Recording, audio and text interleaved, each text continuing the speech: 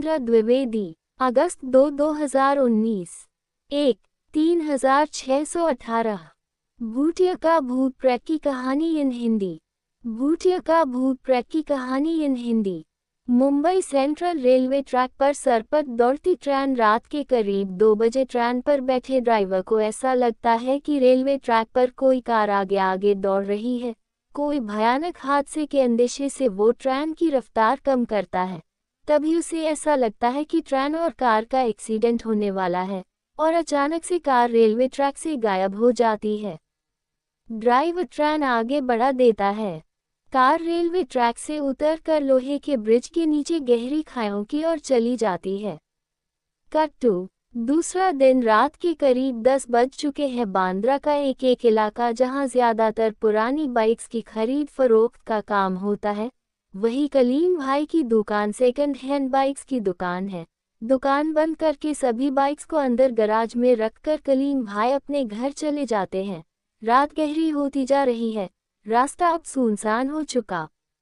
दीवार पर टंगी घड़ी में लगभग रात के 1 बजे चुके हैं। जमीन से होता हुआ प्रकाश का फोकस सीधा बाइक्स की हेडलाइट्स पर पड़ता है और अचानक से सभी बाइक्स की लाइट्स जल जाती है और इंजन स्टार्ट हो जाता है।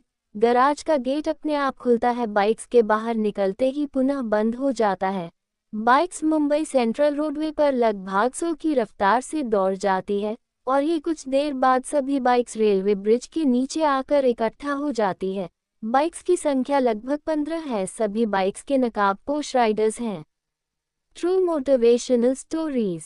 और लगभग मुंबई से 100 किलोमीटर दूर एक टनल में घुसती हुई एक रेलवे ब्रिज के नीचे जाकर एकत्रित हो जाती हैं। बाइक राइडर्स संभल भी नहीं पाते हैं कि उन्हें वहां मौजूद तांत्रिक द्वारा मंत्रों के पास में बांध दिया जाता है।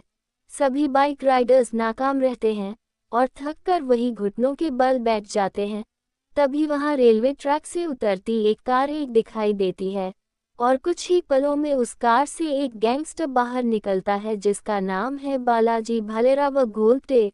वहां मौजूद तांत्रिक और उसके चमचे बालाजी के सामने भीगी बिल्ली की तरह दुम हिलाने लगते हैं। तभी बालाजी बोलता है, कुछ उगला इन निकम्मों ने आखिर बैंक की लूट का माल कहाँ है? और वो मंत्र पास में बंधे एक राइडर्स के पास जाकर उसकी गर्दन पकड़ता है और उसे अपने से 3 फीट ऊपर उठा देता है और बोलता है, डिकोस्टा तुझे क्या लगा मर गया तू? मुझे मेरा माल नहीं मिलेगा। तेरी मौत तुझे मुझसे मुक्ति दिला देगी। डिकोस्टा जो कि अब सिर्फ आत्मा है तिल मिला जाता है। तांत्रिक मंत्र पास का कसाव और बढ़ा देता है। सभी 15 बाइक राइडर्स तिल मिला जाते हैं। बालाजी चिल्लाता है, मुझे इनका बॉस चाहिए, वही बताएगा बैंक लूट का माल कहाँ है। और बालाजी आसमान की तरफ देखता हुआ चिल्लाता है, भाव मेरा पैसा मार के चैन से नहीं रह पाएगी तेरी आत्मा। अमावस की काली रात के सन्नाटे में बालाजी की आवाज गूंजती तो दूर दूर तक है, मगर रेलवे ब्रिज से गुजरती ट्रेन की गड़गड़ाहट में दब जाती है। कट टू सुबह के 9 बज चुके हैं। कलीम भाई अपनी शॉप का खोलते हैं। गराज में बाइक्स न पाकर हैरान हो जाते हैं। वो थाने में जाकर बाइक्स चोरी की कंप्लेन लिखवाते हैं। पुलिस बाइक सर्चिंग में लग जाती है। सीसीटीवी फुटेज से पता चलता है कि बाइक निकली तो मुंबई रोडवेज से है, मगर कहाँ गई है आगे का सुराग नहीं लग पाता है। इधर बालाजी तांत्रिक को आदेश देता है, मुझे मेरा पैसा किसी भी हाल में चाहिए, हम तुम्हें मालामाल कर देंगे, तुम डिकोस्टा की आत्मा को बुलाने का प्रबंध करो। तांत्रिक बोलता है, ठीक है, उसके लिए आज रात का इंतजार करो। तांत्रिक तरह तरह की अघोर विद्या से बाइकर्स की आत्माओं को कष्ट देता है, मगर कोई फायदा नहीं होता। कोई आत्मा कुछ भी बोलने को तैयार नहीं होती। दरअसल उन्हें कुछ पता ही नहीं होता है। रात के 12 बज चुके हैं। दिन भर की कड़ी तपस्या के बाद तांत्रिक भाव को बुलाता है।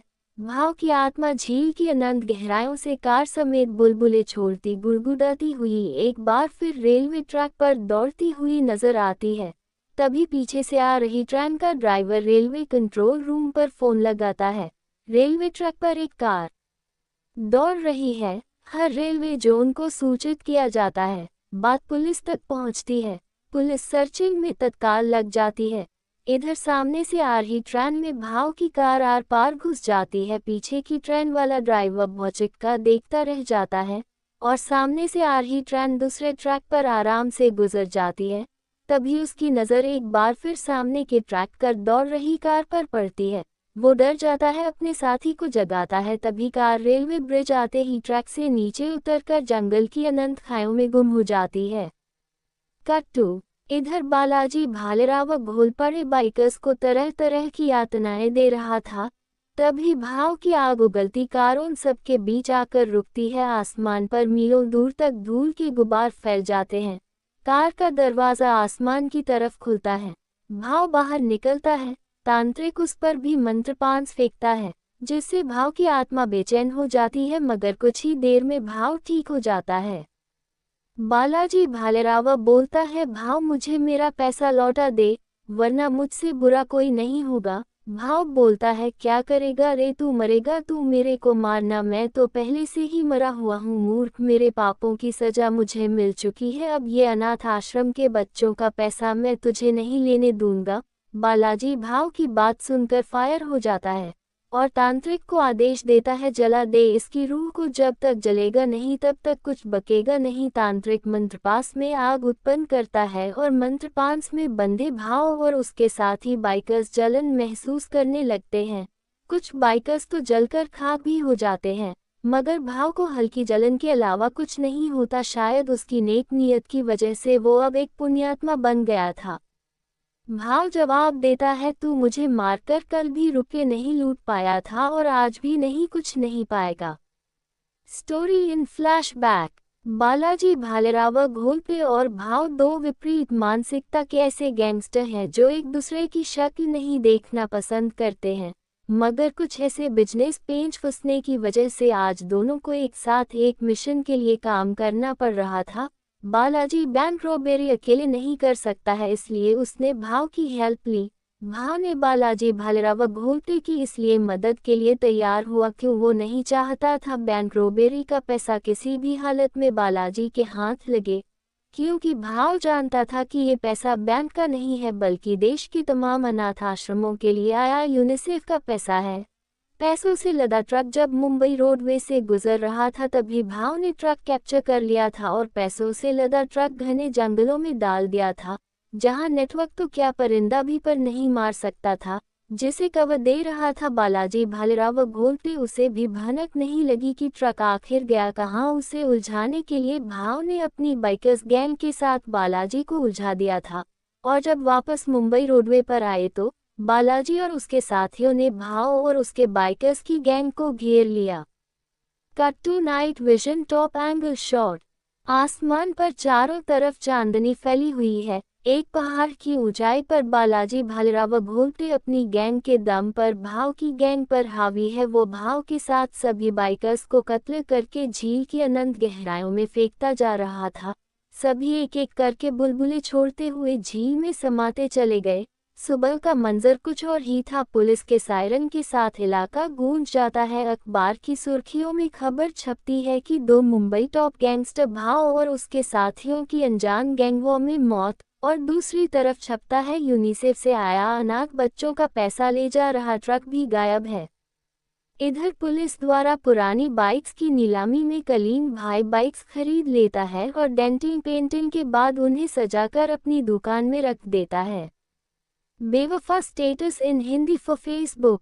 कट टू, इधर मुंबई पुलिस ट्रेन ड्राइवर की बताए लोकेशन के अनुसार घटनास्थल तक पहुंच जाती है और एक जबरदस्त गोलीबारी का दौर शुरू होता है, जिसमें कि बालाजी भालेराव घोलपे और उसके साथी पुलिस द्वारा मारे जाते हैं।